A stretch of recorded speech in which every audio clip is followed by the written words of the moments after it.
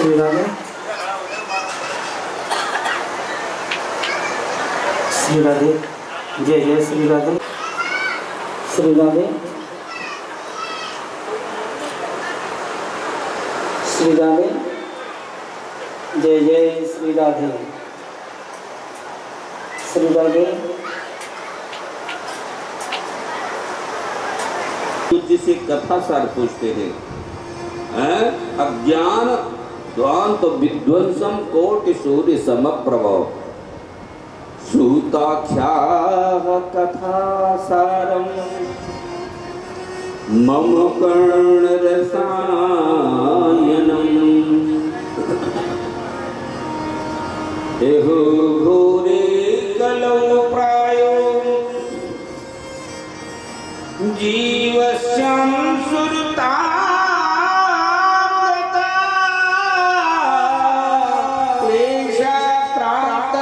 तस्यैव शोधनेयं परायणम्।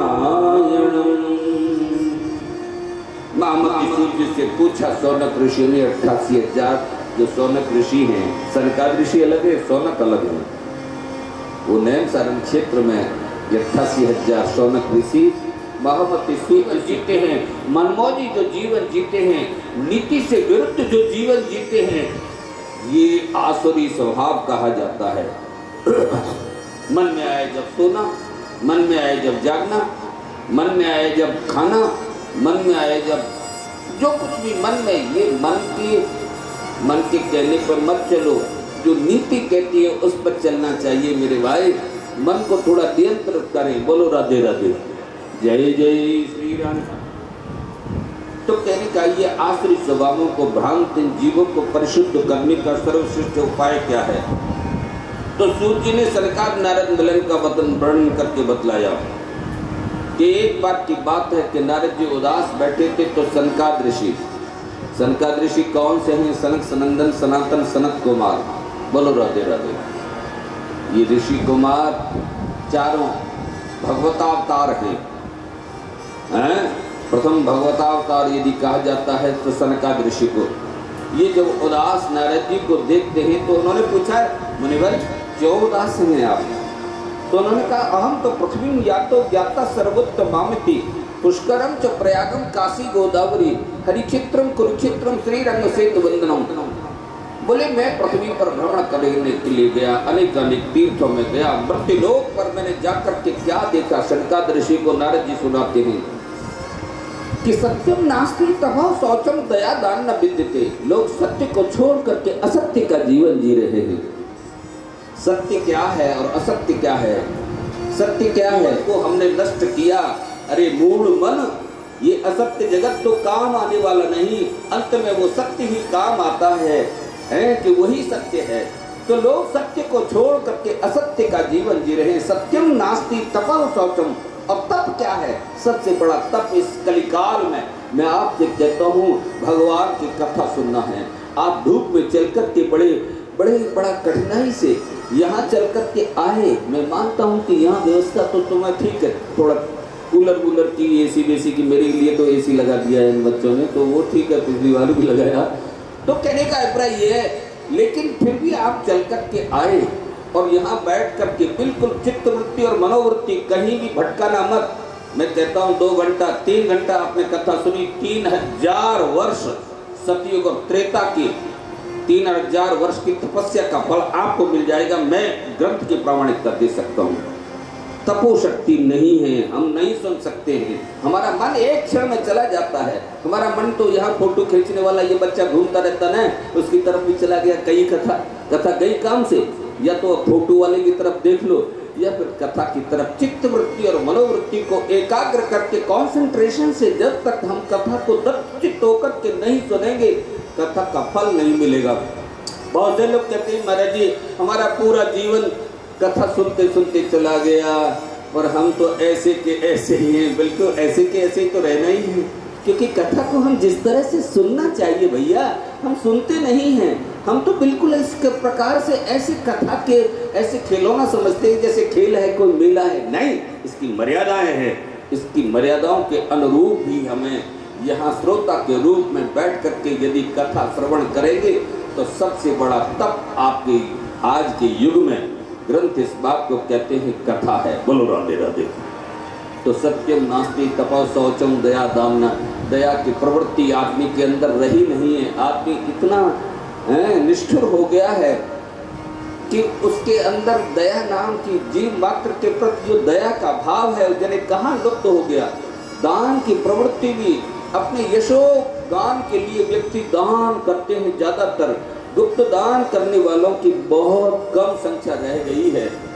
और लोग उदरक भरनो जीवो राका कूट भाषण। नारद जी ने कहा लोग इस कलिकाल में पेट भरने में लगे हुए हैं। सुबह से लेके शाम हो रही है, शाम से लेके सुबह हो रही है, लेकिन ये पेट भरने में नहीं आ रहा है। गाय से नहीं आ रहा है, भोजन से नहीं, भोजन तो भर लेते तो पेट भर जाता है। ये पेट नहीं भर रहा है हमारी कामनाओं की पूर्ति। उदरक भरनो जीवो, अर्थो अर्थ अर्थ अर्थ अर्थ, पैसा पैसा पैसा पैसा से पेट नहीं भर रहा है। बोलो राधे राधे। टका ही धर्म हो, टका ही कर्म हो, टका ही परमम तपो, यस्य ग्रहे टका नास्ति। हाँ टका टक टका यति टक टकी लगी हुई है। हाउ टू गेट मनी, कैसे अर्थ और उपार्जन।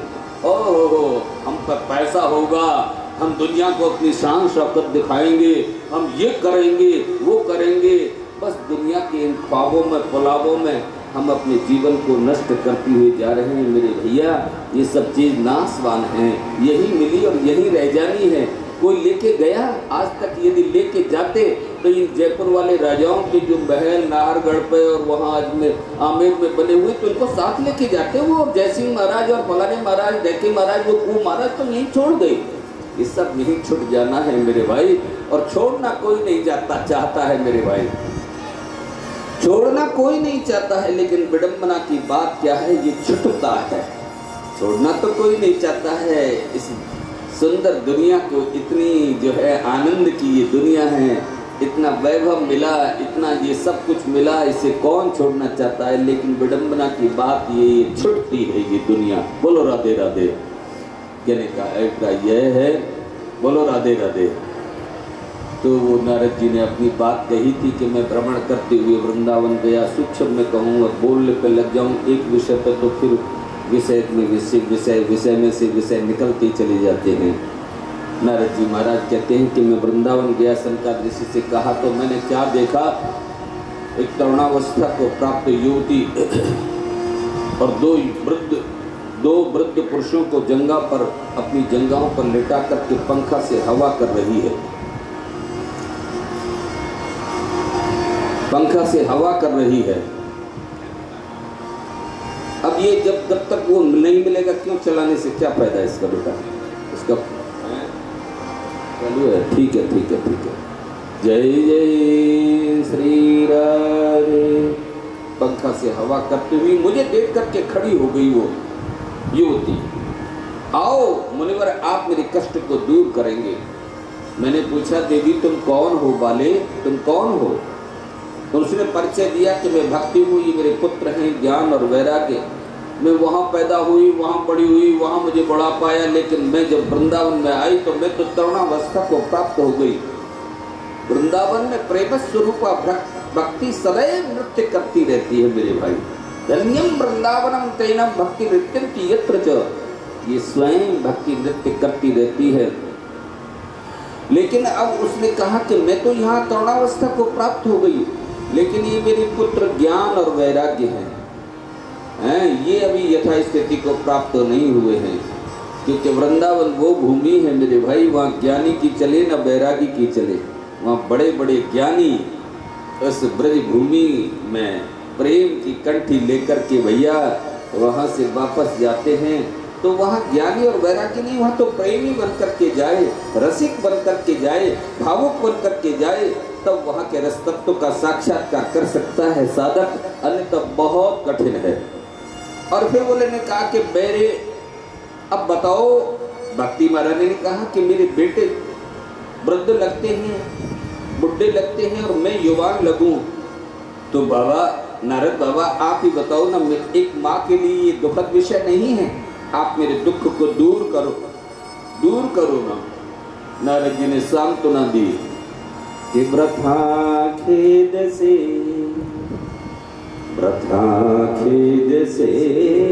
पाले, अहो चिंता तुरा कथम, श्री कृष्ण चरणाम्भोजं स्मरण दुःख गमष्यति, श्री कृष्ण चरणाम्भोजं स्मरण दुःखं गमष्यति, द्रौपदी च परित्राता येन कौरव कस्मलात् पालिता सुंदरया सह कृष्ण पावती। तुम चिंता न करो, श्री कृष्ण के चरणों का चिंतन करने से सारे दुख चले जाते हैं और द्रौपदी के दुख को दूर करने वाले द्रौपदी च परित्राता येन कौरव कस्मलात् पालिता गोप, उन गोपांगनाओं को सुख देने वाली कृष्ण किसके दुख को दूर नहीं करते हैं। और फिर गीता पाठ किया, मंत्रोच्चारण की, मंत्र का जाप भी किया नारद जी ने। आकाशवाणी होती है, बोले नारद बाबा आपका श्रम व्यर्थ नहीं जाएगा, आप ज्ञान भक्ति वैराग्य के कष्ट निवारणार्थ आप सत्कर्म करो। उन्होंने कहा कि मैंने गीता का पाठ किया, मैंने इतने जो है मंत्रोच्चारण किया, कौन सा सत्कर्म है, सत्कर्म की जिज्ञासा। और जब उन्होंने समस्त वृत्तांत सनकाद ऋषि से कहा तो सनकाद ऋषि ने कहा कि आप जो है ज्ञान भक्ति वैराग्य के कष्ट निवारणार्थ श्रीमद् भागवत कथा श्रवण कराओ।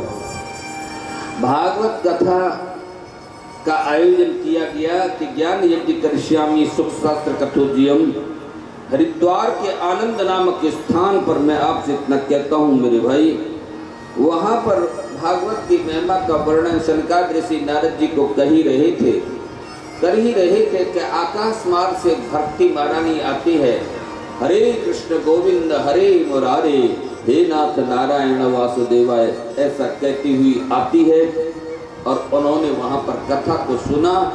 मैं आपको कहता हूँ ज्ञान भक्ति वैराग्य यथा स्थिति को प्राप्त हो जाते हैं तीनों को। और एक चमत्कार और भी देखने को मिला। क्या मिला कि वहाँ पर क्या लता द्रुम जो थे ना वो सजीव हो गए, लताएं भी बोलने लगी। तो इस चमत्कार को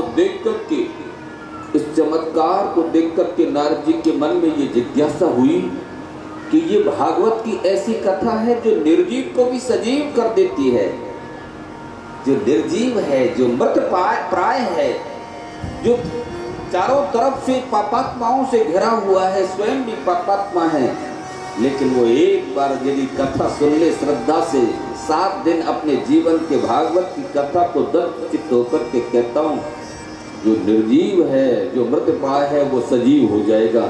ऐसी कथा संजीवनी देने वाली ये कथा है। बोलो राधे राधे। हाँ, जो निर्जीव को सजीव कर दे ऐसी कथा।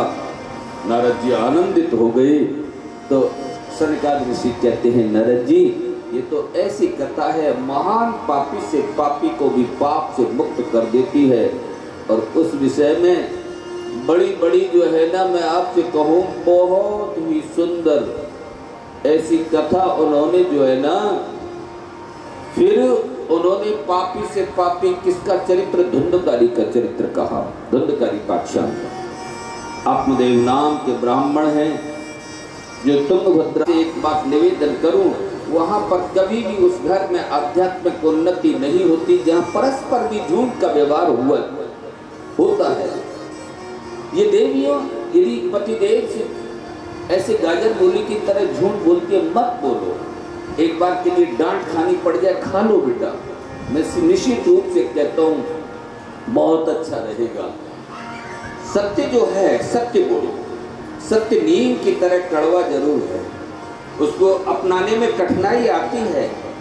सत्य को अपनाने में हमें घर वालों की भी जो है बातें सुननी पड़ सकती हैं, लेकिन सत्य को कभी नहीं छोड़ना चाहिए। नीम की तरह कड़वा है, नीम को खाएं हम पहले तो कड़वा लगता है ना, और थोड़ी देर बाद में नीम के ऊपर से पानी पियो ना आप, वो पानी इतना मीठा लगता है, इतना मीठा लगता है वो पानी के साथ जैसे मिश्री घोल रखी हो। बोलो राधे राधे। लगता है कि नहीं लगता है? नहीं लगा हो, कभी एक्सपेरिमेंट नहीं किया तो करके देखना मेरे कहने से। बोलो राधे राधे। निश्चित रूप से आपको ऐसा लगेगा। बोलो राधे राधे। तो कहने का अभिप्राय यह है भैया कि वहाँ उन्होंने कभी भी झूठ का, धुंधली ने झूठ बोला था, ये विश्व प्रसिद्ध कथा है। फिर बहन के यहाँ से बच्चा ले आई, उसका नाम धुंधकारी रखा। गाय के गर्भ से जो बच्चा पैदा हुआ उसका नाम क्या हुआ? उसका नाम गोकर्ण हुआ। और गोकर्ण आगे चल करके बड़ा विद्वान हुआ, काशी में पढ़ करके। गोकर्ण पंडितो ज्ञानी धुंधकारी महाखल। धुंधकारी दुष्टता को प्राप्त होता चला गया, बढ़ता चला गया, दुष्ट होता चला गया। गोकर्ण जी जब विद्यार्जन करके पढ़ के आए, अपने घर पे आए, तो पिता को उदास देखा।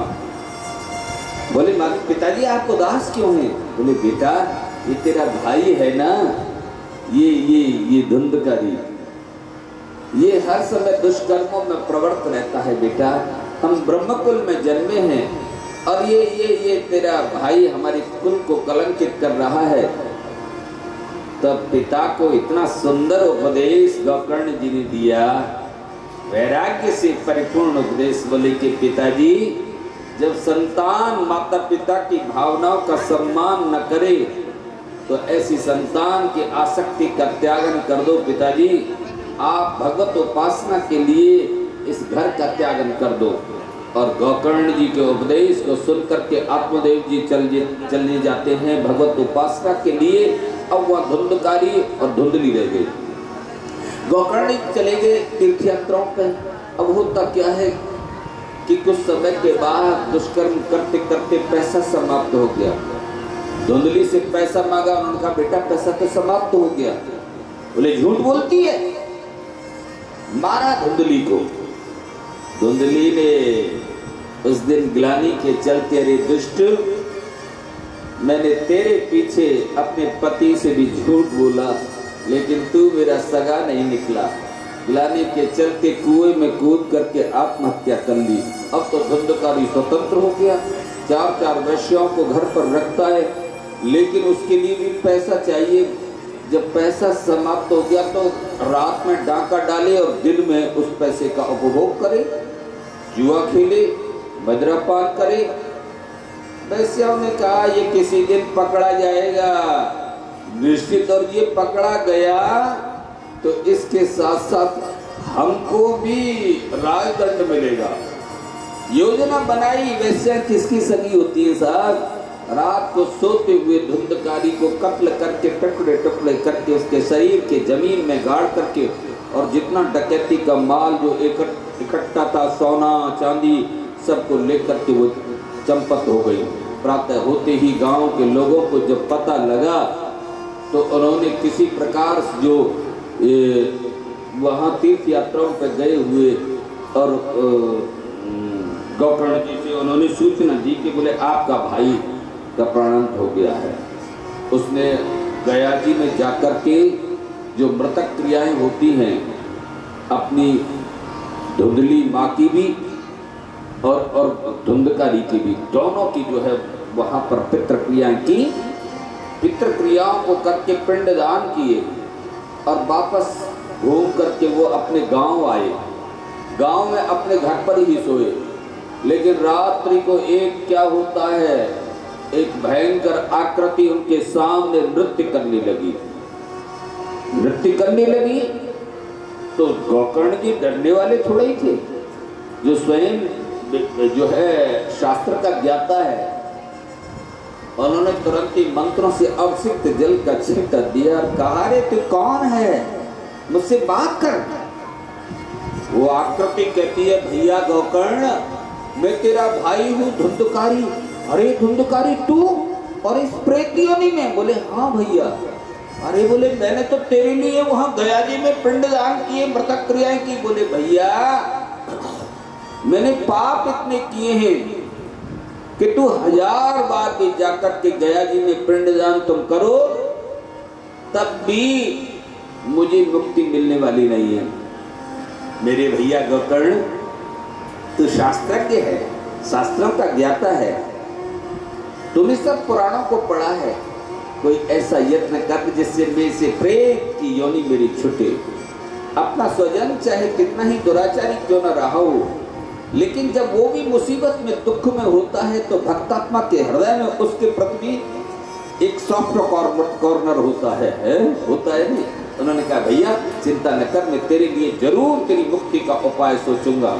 और मुक्ति का उपाय सोचने के लिए उन्होंने क्या किया, सबसे पहले जो है समस्त शास्त्रों के पन्ने पलटे। बोले ये भी मैंने कर लिया, ये भी मैंने कर लिया, ये भी मैंने कर लिया, ये भी मैंने, अब कोई भी जब बोले मैं सब कुछ कर चुका, मैं कौन सा उपाय करूं। जब कुछ भी पूरी रात बीत गई इस चीज में, कोई उपाय कुछ नहीं सूझा।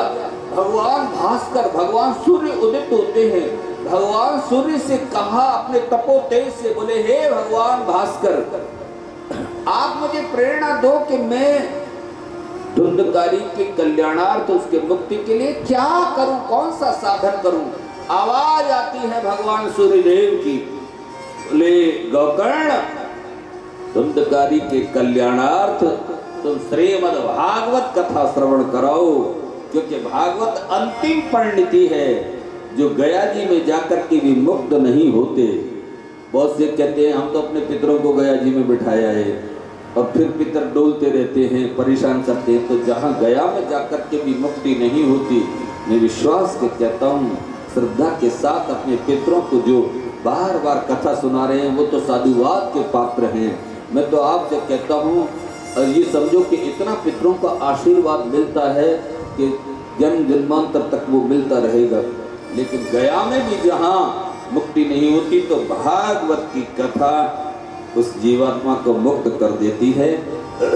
और ऐसी मुक्ति 7 दिन में उन्होंने पाई थी गोकर्ण, वो धुंधकारी ने। और फिर देवदूतों के साथ में जब जाता है और दिव्य स्वरूप प्राप्त करता है तो देवदूतों ने वहां देवदूतों से गोकर्ण जी ने कहा कि कथा तो सभी गांव वालों ने सुनी, अकेले ये दिव्य विमान अकेले धुंधकारी के लिए क्यों आए हैं।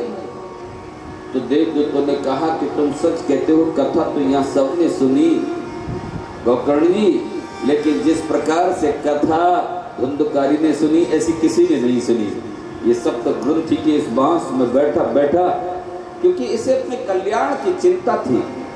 जिनको अपने आत्म कल्याण की चिंता होती है ना मेरे भाई, वो कथा को दत्त चित्त होकर के सुनते हैं।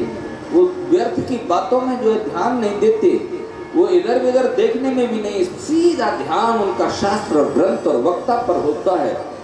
जिसकी कथा रसिक है, जो हृदय है, जिसका कथा रसिक हृदय है ना, वो बेकार में इधर उधर देखते भी नहीं कि कौन आ रहा है कौन जा रहा है। ये तो संसार है, कितने लोग आ रहे हैं कितने लोग जा रहे हैं।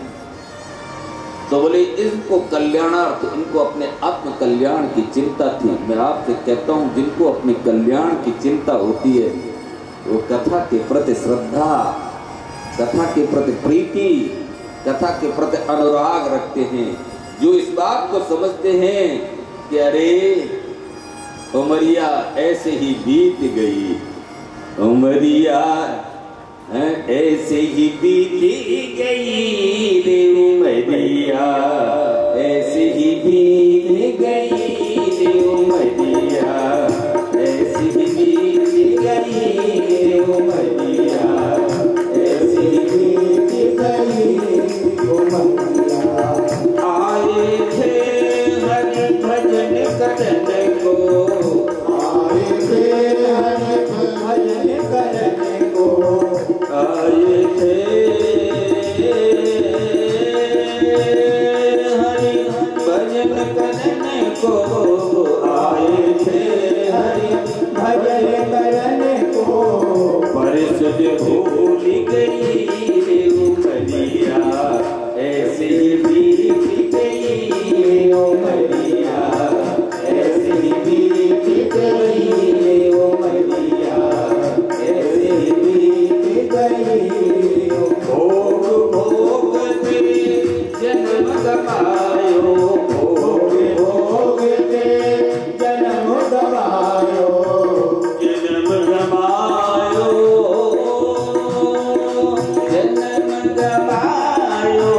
भोग भोगते जन्म गवाओ, आस न मन की गई रे उमरिया, ऐसी बीत गई रे उमरिया, ऐसी बीत गई रे उमरिया।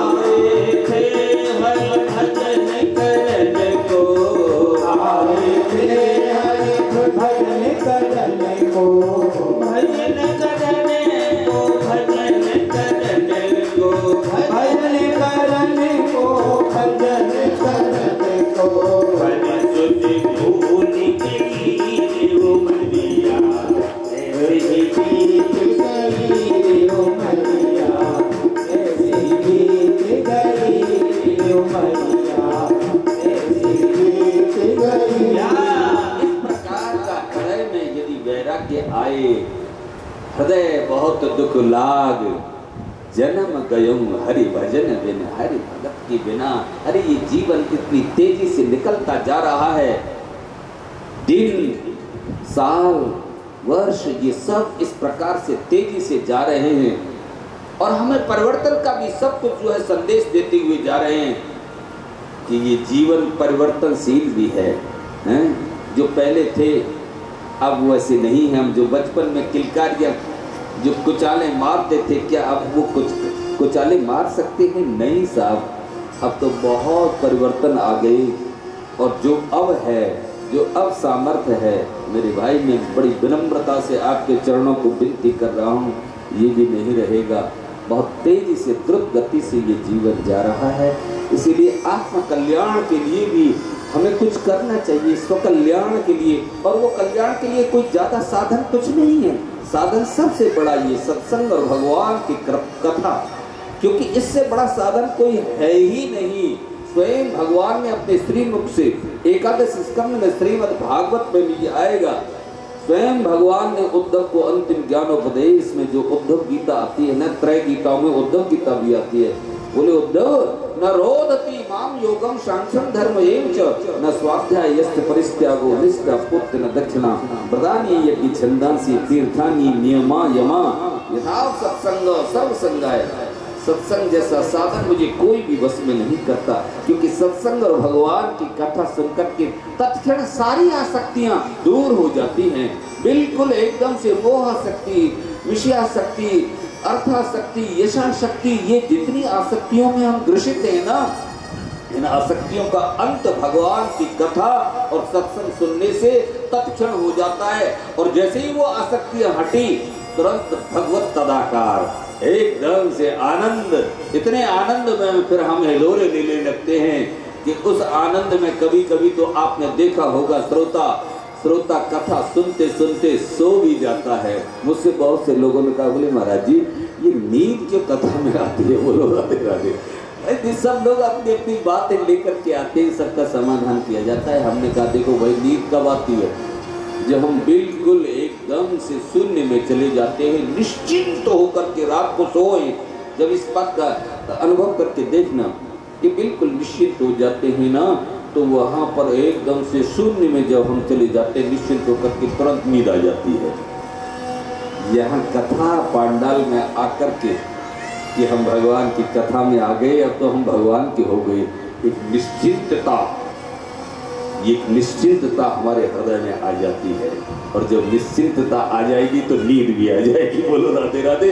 इसीलिए नींद आती है, लेकिन बेटा तुमसे फिर कहता हूँ सावधान होकर के। मैं तो कल अपने बच्चों को समझा रहा था, मेरी कंचन और ये दीपक, इनको, ये मेरे शिष्य, मैंने कहा बेटा फलाहार लेकर के कथा सुनना। फलाहारी से क्या होता है कि एकदम से वो सुस्ती नहीं आएगी, शाम को फिर अन्न आहार लो, सुस्ती नहीं आएगी। जो बैठने की हमारी सेटिंग कैपेसिटी है ना, वो भी क्षमता, बैठने की क्षमता है, वो हमारी नियंत्रित में रहती है। कथा सुनना ऐसे थोड़ी सा हम खान पीन करके और चले आए, चलो हम एक आध घंटे सुने आए, कोई एंटरटेनमेंट, और दूर से दंडौत कर लिया, दूर से दंडौत कर, चलो हम तो दूर, उसी को भी दूर वाला ही आशीर्वाद भी देते हैं। बोलो राधे राधे। और जो पास आएगा भागवत भगवान के, वो पास वाला आशीर्वाद देगा मेरे भैया। ये तो वो भगवान देखता है सब चीजों को, कौन व्यक्ति किसको कहाँ सम्मान दे रहा है। सम्मानीय को सम्मान न दे तो ये भगवान को भी अच्छा नहीं लगता है।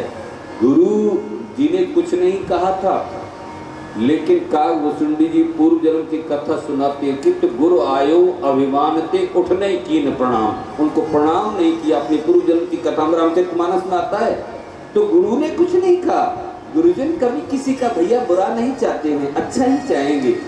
चलो ये इसके अंदर इतना ही विवेक है, इतनी ही बुद्धि है, लेकिन ये भगवान शंकर को अच्छा नहीं लगा था और भगवान शंकर ने कागभूषुंडी को शापित किया था। ये पूर्व जन्म की आप लोग रामचरितमानस पढ़ते हैं, कथा आती है, तो ऐसा है जहाँ वंदनीय हो, जहाँ प्रणम्य हो, उसको प्रणाम करना चाहिए।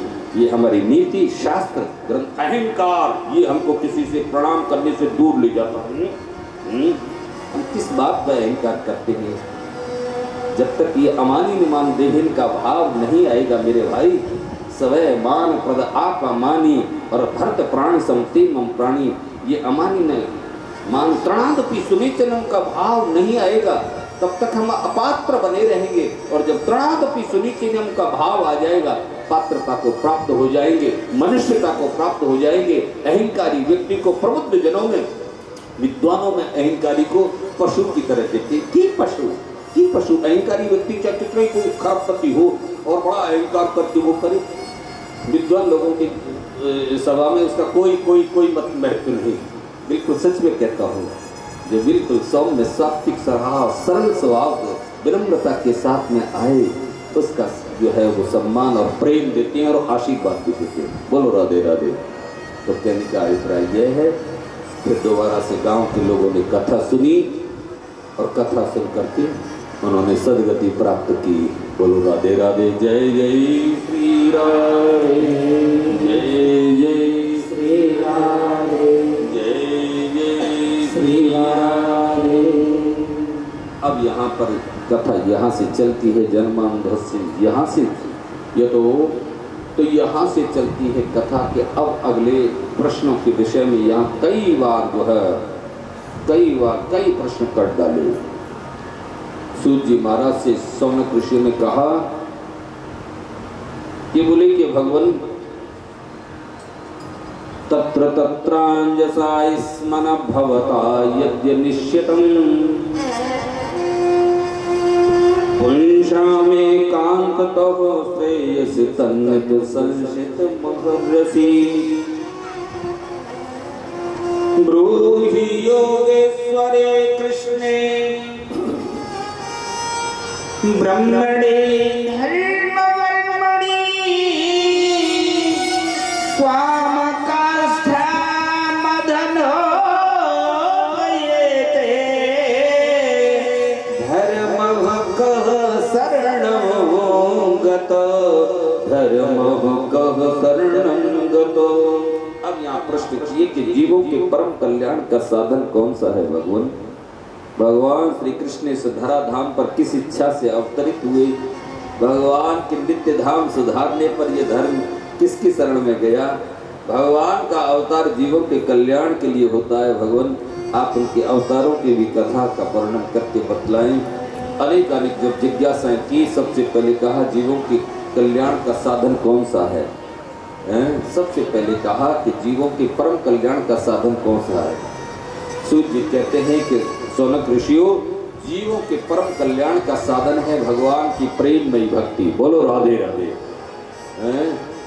प्रेममयी भक्ति, बिना प्रेम रीझे नहीं नटवर नंद किशोर। और एक सूत्र में आपके चरणों में विनती करता हूँ, प्रेम कोई ऐसे ही नहीं आता कि साहब हमें भगवान से प्रेम हो गया। नहीं साहब, नई बात मानी जाएगी आपकी। प्रेमी कौन बन सकता है? जो व्यक्ति निराभिमानी हो। अन्य विकारों को धीरे धीरे निकाल लेना, लेकिन अभिमान पर चोट पहले मारना मेरे भाई, तब जाकर के तुम प्रेमी बनोगे। बोलो राधे राधे, बोलो राधे राधे। जो अभिमान का त्याग कर देता है वही प्रेमी बन सकता है। बोलो राधे राधे। बिल्कुल ये गारंटी है, जो अभिमान का परित्याग कर देगा वही प्रेमी बन सकता है, रसिक बन सकता है, भावुक बन सकता है। और किए कोट जप जोग विरागा, लेकिन मिले न रघुपत बिना अनुरागा। बिना अनुराग के मेरे गोविंद को प्राप्त नहीं किया जा सकता। कहा रस खान सुख संपत समार, कहा तन जोगी होवे लागे अंग छार को। कहा सादे पंचानल, कहा सोए बीच जल, कहा जीत लाए राज सिंध आर पार को। जप बार बार तप संयम बयार, व्रत तीर्थ हजार, अरे पूजत लवार को। लेकिन कीन्यो नहीं प्रेम, नहीं सेयो दरबार, चित्त चाहो न निहारो जो पे नंद के कुमार को। बोलो राधे राधे। भगवान के परम कल्याण का साधन है भगवान की प्रेममयी भक्ति, प्रेम स्वरूपा भक्ति। बोलो राधे राधे। अब बताओ, भगवान से प्रेम करोगे, लेकिन ये प्रेम कैसे होगा? अभिमान को छोड़ोगे? माताओं की तरफ से तो मुझे संतुष्टि है, इनके हृदय में सरलता रहती है। देवियां हैं ये, इनको अभिमान बहुत कम, कोई 1000 में से कोई एक आध माता ऐसी होगी जो अभिमानी होगी, नहीं तो ये तो बेचारी निराभिमानी होती है। सही कह रहा हूँ, इनके अंदर हृदय में सरलता है। लेकिन हमारी ये देवता है ना, ये हमेशा कितने बड़े वो रावण और कंस जैसे उस अहंकार को जो लेकर के हम घूमते हैं मेरे भैया, ये हमको जीवन भर अपात्र व्यक्ति ही बनाए रखता है। मैं ये तो पशुओं का उच्चारण है मेरे भाई। मैं ही मैं छाण कहो तू ही तू, जिस तू पर मैं कुर्बान हुआ, जिसकी तू मैं मिट गई, यहाँ वही भक्त भगवान हुआ। जग सपना है पल क्षण का, इसमें कोई साधो राम नहीं, और गठड़ी बांध तैयार रहो। तो कहने का अभिप्राय वही बन सकता है। फिर भगवान के अवतारों की कथा का वर्णन सूत जी ने किया। एतन्नावताराणाम निधानम बीजमभ्यम, ये श्याम सांसेन सृजन्ते देव के अनुराधा। मैं आपके चरणों में विनती करूं मेरे भाई, एतन्नावताराणाम, ये समस्त जो कथा है भागवत में, समस्त भगवान के अवतारों की कथा, सनक सनंदन सनातन सनत कुमार, 12 अवतार, नारद अवतार, नर नारायण का अवतार, कपिल भगवान का अवतार, दत्तात्रेय भगवान का अवतार, ऋषभदेव भगवान का अवतार, पृथु अवतार, मत्स्य अवतार, कच्छ अवतार, और इन सब के साथ में धन्वंतरी के रूप में मोहिनी अवतार, नरसिंह अवतार, वामन भगवान का अवतार, परशुराम भगवान का अवतार, हंस अवतार।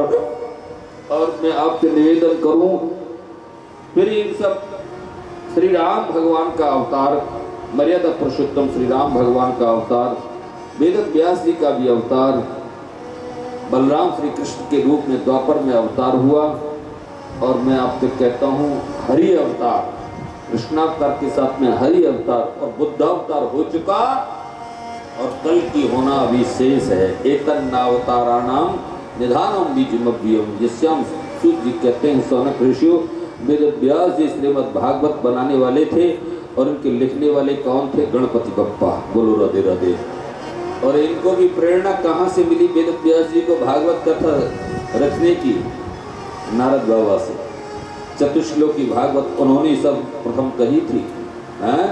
मैं आपसे निवेदन करूं, जिस समय पर वेद व्यास उदास बैठे हैं, तो उन्होंने पूछा कि बोले क्या बात है वेद व्यासी? नारद बाबा ने पूछा, आप ऐसे उदास क्यों बैठे हुए?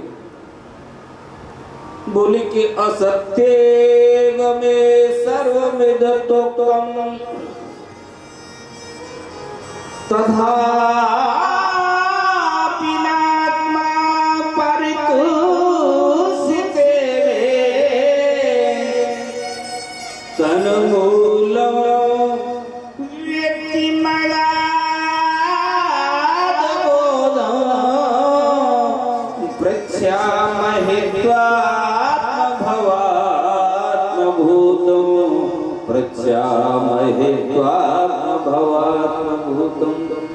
वेद व्यास अपनी वेदना को कहते हैं कि मैंने इतने पुराण रचे हैं, फिर भी मेरे मन को शांति नहीं है।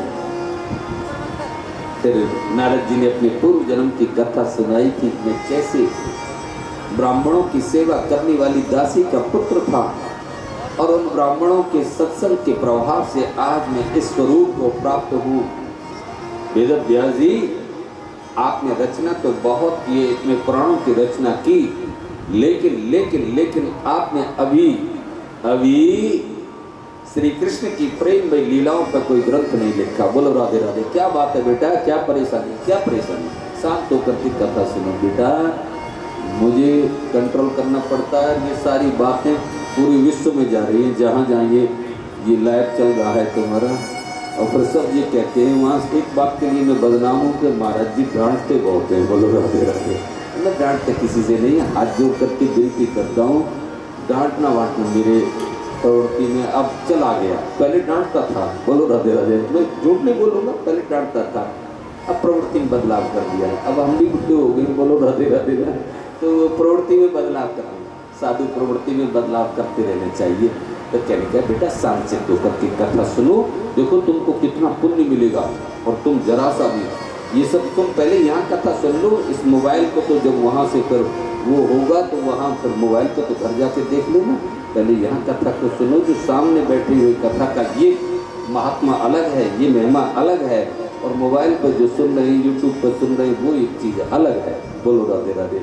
यहाँ का सामने बैठ कर के भागवत स्वयं प्रत्यक्ष में कृष्ण है, मेरे कन्हैया के सामने आप जो बैठे हो ना, आपका साक्षी मेरा कृष्ण है, मेरा कन्हैया है। बताओ इससे बढ़कर के कोई साक्षी मिल सकता है? लेकिन ये मोबाइल पे वो साक्षी नहीं मिलेगा। आप घर बैठे मोबाइल में देखोगे ये साक्षी होता है ना। इसलिए सामने बैठ करके कथा सुनने का फल बहुत कई हजारों गुना फल है। बोलो राधे राधे। फिर इसके बाद में कथा जी कही, फिर चतुश्लोकी भागवत कही थी, फिर उसके विपलीकरण के लिए कहा, और फिर ये कथा मैं आपसे कहता हूँ इसकी रचना की और निवृत्त प्राण अपने पुत्र सुखदेव जी को सुनाई थी। ये बहुत लंबी कथा है, सूक्ष्म में इतना लेता हूँ। और इसकी रचना कहाँ? अलकनंदा के किनारे, जहाँ पर वहीं पर आज भी व्यास गुफा है और गणेश गुफा है।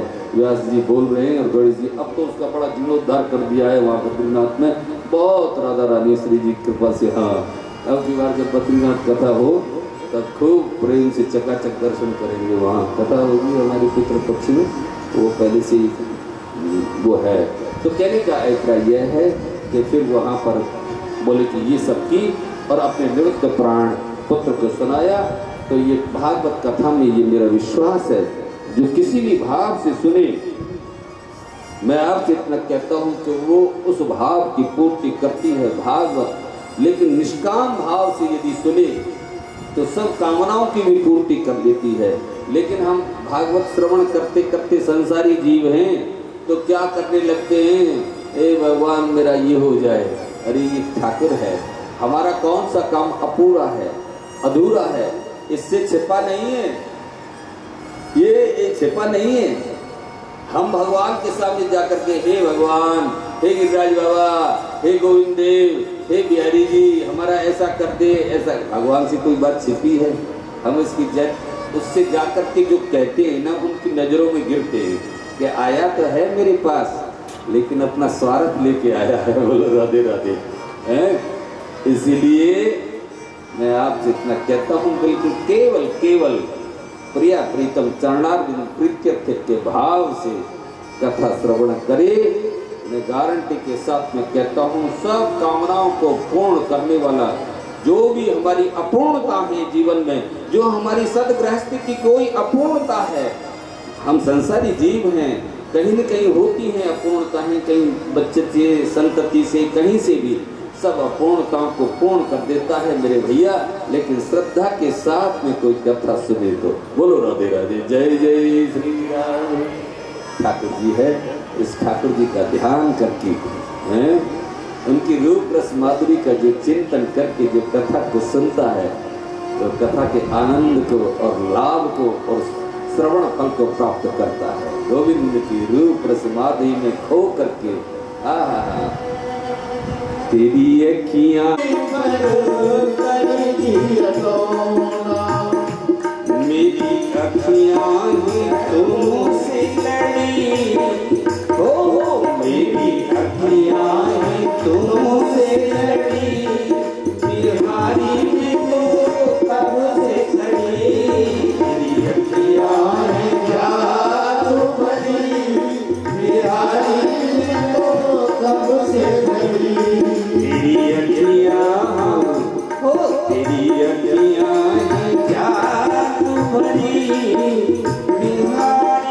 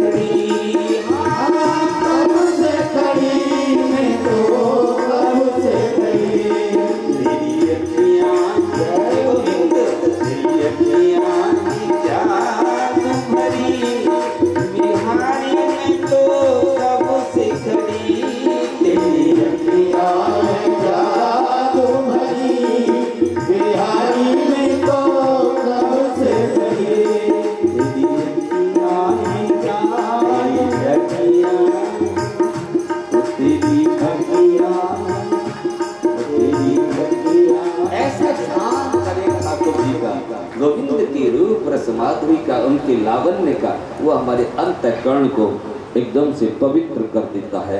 अब कथा को शांत चित्त होकर के सुनना। बोलो राधे राधे। ठीक है, सुनोगे शांत चित्त होकर के।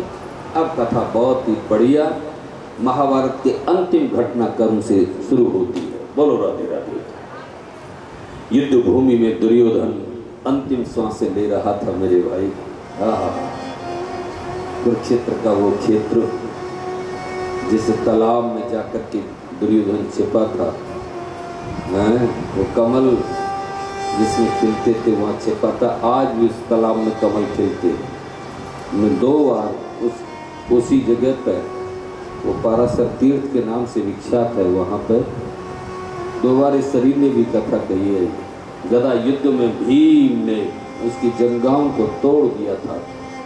अंतिम का घटनाक्रम से चलता है।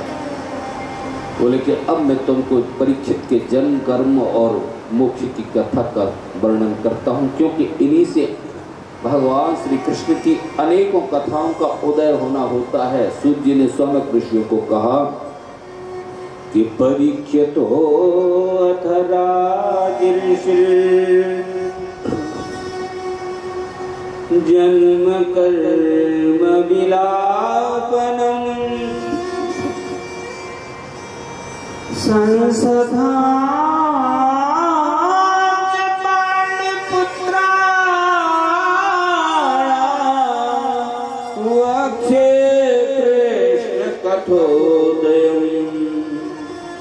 संसथां च पांडुपुत्राणां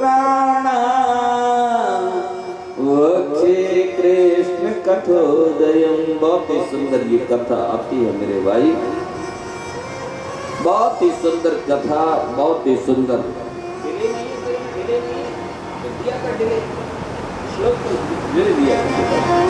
बहुत ही सुंदर ये कथा चलती है, बहुत ही सुंदर। युद्ध भूमि में जब पड़ा है दुर्योधन अंतिम सांसें ले रहा है, उसी समय पर अश्वत्थामा, द्रोणाचार्य के पुत्र अश्वत्थामा जाते हैं और जाकर के कहते हैं मेरे भाई, पूरा जीवन भर मैंने और मेरे पिताजी ने तुम्हारा नमक खाया, बताओ तुम्हारी अंतिम इच्छा क्या है। लेकिन एक बात मैं आपके चरणों में विनती करूंगी, इच्छाएं भी पगली कब तक रहती हैं? जब तक जीवन सामने दिखाई देता है। जब लगे कि अब जीवन सामने मृत्यु दिखाई देने लगे ना, तो फिर ये इच्छाएं भी मर जाती हैं, इच्छाएं भी चली जाती हैं।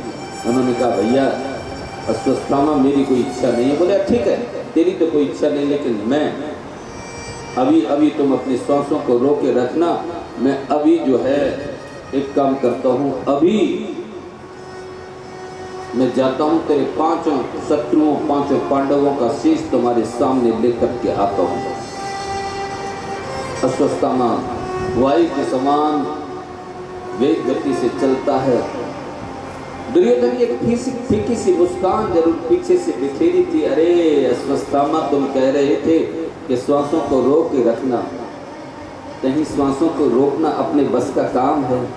यदि व्यक्ति अपने बस में श्वासों को रोकना हो तो श्वास निकलने ही न दे, लेकिन ये काम हमारे बस का नहीं है मेरे भाई, हैं? तुरंत ही उन्होंने चलो तेज गति से जाकर के, बहुत लंबी कथा नहीं, महाभारत में थे।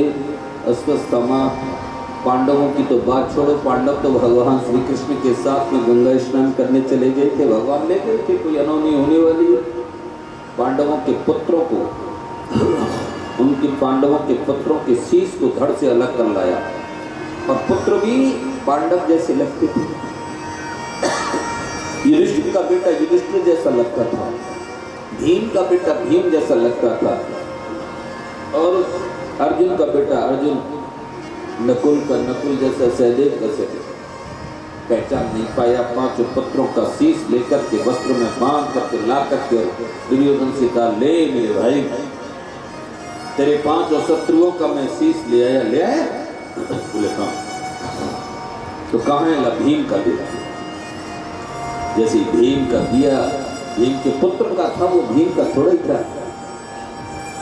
आवेश में दबाया है जोर से, और जैसे ही दबाया है दुर्योधन ने, तो उस शीश में उंगली गड़ गई। तुरंत हाथ को पीछे किया, क्योंकि जिसने 10,000 हाथियों का बल है उसके सिर में उंगली गड़ना ये तो बहुत बड़ी बात है, साहब हो नहीं सकता।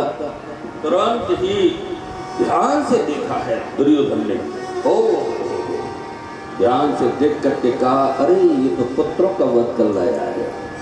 तुरंत एकदम से कहा, रे अश्वत्थामा जा, तू मेरे नेत्रों के सामने से चला जा दुष्ट, तूने तो मेरे वंश का ही विनाश कर डाला है। आज पांडवों के पुत्रों को वो अपना वंशज मानता है। ये अपलक तो कहीं पहले आ जाता तो ये क्यों महाभारत का महासमर होता साहब। लेकिन ये सब कन्हैया की इच्छा थी। मैं आपसे इतना कहता हूँ, इतना कह कर के दुर्योधन तो वही अपने प्राणों का त्यागन कर देता है। इधर प्रातः वेला में जैसे ही भगवान श्री कृष्ण शिविर में प्रवेश करते हैं तो वहाँ क्या देखा, दो द्रौपदी चीत्कार कर रही है, हाय बेटा हाय बेटा। जिसके 5 पुत्रों का धड़ पड़ा है, शीश नहीं है, वो अपने बेटों के लिए विलाप कर रही है। माता शिशुना निधनम सुताना निशम्य घोरं परतप्यमाना तदा दद्वासं कला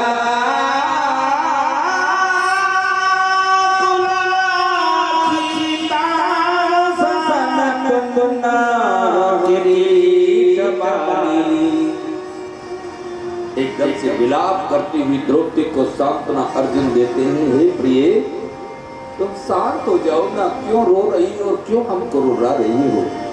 क्योंकि इस दृश्य को देख करके सबकी आंखों में स्वयं भगवान श्याम सुंदर के भी नेत्रों में आंसू थे।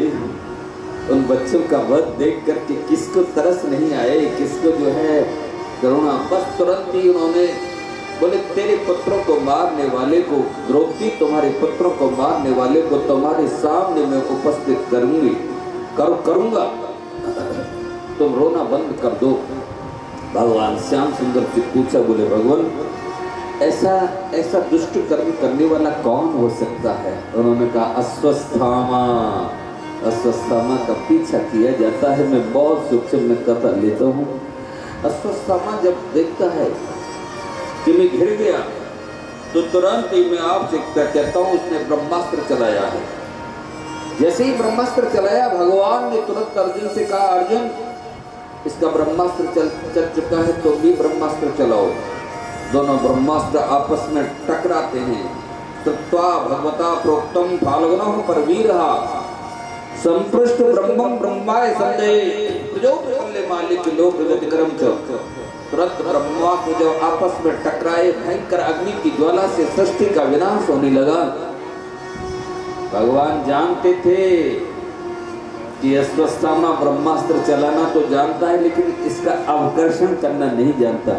खींचने की विद्या जो होती है ना, अवकर्षण की, वो अलग होती है, चलाने की विद्या अलग होती है। बोलो राधे राधे। हाँ सब देखो, उस समय का विज्ञान जो था, आज कहाँ वो विज्ञान हो सकता है। कोई भी अस्त्र ऐसा है जो छूटने के बाद वापस आ जाए। वो कैसे अस्त्र थे जो पूरे सेना को एकदम से मूर्छित करके और फिर वापस में बाण तर्कस में आ जाना। बताओ कैसी वो विज्ञान होगा, कैसा वो साइंस होगा। बोलो राधे राधे। ये तो हमारी वेद की ऋचाओं से निकला हुआ ही तो विज्ञान है, जिसका वहाँ अन्य विदेशियों ने जाकर के उसका लाभ ले लिया है। बोलो राधे राधे। हाँ, सिकंदर को शुक्रात ने कहा था, उसका मंत्री था शुक्रात और बहुत बड़ा दार्शनिक भी था, विद्वान था शुक्रात। जब भारत पर आक्रमण किया तो उन्होंने कहा, तुम जा रहे हो, कुछ मिले न मिले भारत से, तू एक ऋग्वेद की एक प्रति ले आना। वो जानता था कि वेदों में क्या है, क्योंकि वो नालंदा का विद्यार्थी रहा था, चाणक्य का जो नालंदा विश्वविद्यालय था ना, क्योंकि ये हमारा विश्व का पूर्व उस समय पे गुरु था, विश्व का धर्म गुरु था हमारा देश। एतद् देश प्रसूता नाम, मनुस्मृति में भी ये बात आती है। बोलो राधे राधे। तो कथा ये क्या चलती है भैया, कथा चलती है, बहुत ही सुंदर पावन कथा चलती है। कौन सी? कि वहां से जो है उनको खींचने की विद्या नहीं आती थी अश्वत्थामा को। दोनों अस्त्रों का अवकर्षण अर्जुन ने किया और तुरंत ही अश्वत्थामा को पकड़ लिया। अब भगवान अश्वत्थामा की परीक्षा लेते हैं कि जिसको मैंने गीता के 18 अध्यायों का मैंने सत्संग सुनाया, इसके अंदर कितनी पात्रता है, ये कितना ब्राह्मण भक्त है, कितना गुरु भक्त है। इस परीक्षा के लिए वो कहते हैं अर्जुन देरी क्यों करते हो? अरे अश्वत्थामा का वध कर दो, ये वध के योग्य है। चाहे तुम्हारा गुरु पुत्र है लेकिन वध के योग्य है, क्योंकि ये बाल हत्यारा है। अर्जुन से जब कहा, अर्जुन तो बहुत चतुराई में, क्योंकि गीता का उपदेश सुनकर के अर्जुन तो परम पात्रता को पतली गली से निकल गई। बोले भगवान, आपके सामने मैंने द्रौपदी को वचन दिया कि तेरे पुत्रों को मारने वाले को मैं वही उपस्थित करूंगा। भगवान दंडाधिकारी द्रौपदी है। द्रौपदी के पास अश्वत्थामा को जब ले जाया जाता है बांध करके, दुर्दशा अश्वत्थामा को धक्का देकर के जब गिराया गया, द्रौपदी पीछे हट जाती है, द्रौपदी की भौहें तन गई। अर्जुन से कहा, अर्जुन मैं ये क्या देख रही हूँ, गुरुपुत्र का ऐसा तिरस्कार, अपमान। आज भगवान अपनी द्रौपदी उस कृष्णा का भी परीक्षण करते हैं कि इसके अंदर कितनी गुरु भक्ति है। भगवान तुरंत कहते हैं, द्रौपदी ये तुम्हारे गुरु का पुत्र ही नहीं है, ये तुम्हारे पुत्रों का हत्यारा भी है, ये बाल हत्यारा है, ये अश्वत्थामा तुम्हारा बाल हत्यारा है। द्रौपदी तुम्हारे पुत्रों का हत्यारा है, अतः तुम अर्जुन से कहो कि गांडीव उठाए और इस अश्वत्थामा का वध कर दे। ओ जैसे ही द्रौपदी ने सुना कि मेरे पुत्रों को मारने वाला और कोई नहीं, अश्वत्थामा तो एकदम से शांत हो जाती है और द्रौपदी के नेत्रों से आंसू बहने लगे और भगवान बार बार पिंच करते हैं, द्रौपदी कहो ना अर्जुन से किसका वध कर दे। चुप हो गई द्रौपदी। फिर दोबारा कहिए, द्रौपदी कहो ना। लेकिन द्रौपदी कहती है, नहीं श्याम, नहीं गोविंद, नहीं माधव, नहीं नहीं नहीं। भगवान ने कहा, द्रौपदी क्यों नहीं? द्रौपदी जो कृष्ण चरणारविंद से प्रेम करने वाली वो द्रौपदी, कितने सुंदर बात उसने द्रौपदी ने कही कि माधव, अश्वत्थामा का वध कराने से मेरे 5 पुत्र जो मृत्यु को प्राप्त हो गए हैं वो तो वापस आ नहीं सकते। केशव, पुत्र की मृत्यु की पीड़ा क्या होती है, पुत्र की मृत्यु का दुख क्या होता है, ये तो मैं जान रही हूँ। श्याम सुंदर, मेरे 5 पुत्रों के मृत शरीर पड़े हैं और मैं केवल बेटा बेटा चिल्लाने के अलावा कुछ नहीं कर पा रही। केशव, जिस पुत्र शोक में मैं तड़प रही हूँ, जिस पुत्र शोक में मैं दुखित हूँ, क्या वही पुत्र शोक में अपनी गुरु माता द्रौपदी को दे दूं? इस गुरु माता ने जीवन में मुझे न कितना प्रेम और वात्सल्य दिया, आज इसके बदले में उसके इकलौते पुत्र का वध कराऊं, ये मुझसे नहीं होगा, नहीं होगा केशव, नहीं होगा। तुरंत ही द्रौपदी के भाव को सुन करके एकदम से भगवान हृदय से प्रसन्न हो गई और हृदय में कहने लगे, द्रौपदी बस तुमसे मैं यही तो अपेक्षा करता था। मुझे पता है मेरी द्रौपदी कभी भी अश्वत्थामा को मारने के लिए अर्जुन से नहीं कहेगी, मैं जानता था, मुझे विश्वास था तुम्हारी गुरु भक्ति पर और तुम्हारी ब्राह्मण भक्ति पर विश्वास था। द्रौपदी, अंत में उसके मस्तक से मणि निकाल करके और अश्वत्थामा को छोड़ दिया जाता है। लेकिन होता क्या है, वो अश्वत्थामा दुर्मति, उसको छोड़ तो दिया, अब और तो कोई रहा नहीं, केवल एक मात्र वंशज रह गया था। लाला बेटा, ओ बेटा, अब शांत होकर बैठ जाए करो तुम। कथाओं को देख लिया करो, जब भाव साम्राज्य की हो तो मेरे सामने बिल्कुल मत आना, नहीं मैं बिल्कुल तेरा सब बंद करा दूंगा, मेरा ये सिद्धांत है। बोलो राधे राधे। मुझे दुख होता है, पीड़ा होता है, इन खेलों के लिए थोड़ी कथा हो गई है बेटा। कथा कथा रस में, भाव रस में डूबो मेरे भैया। जो यदि प्राप्त करना है, जो वस्तु प्राप्त करने की है वो प्राप्त करने की, ये तो बहुत गौण चीज है। इसके बाद में होता क्या है कि उत्तरा के गर्व को नष्ट करने के लिए एकमात्र वंशज उसी के गर्व में रह गया था, तो आग्नेयास्त्र चलाया था अश्वस्थामा ने। आग्नेयास्त्र चलाया जब उत्तरा को गर्व की जो पीड़ा, आग्नेयास्त्र की पीड़ा जलाने लगी, गर्व को दौड़ी दौड़ी जाती है सुभद्रा जी के पास में। सुभद्रा से कहा था, माँ मेरा गर्व जल रहा है।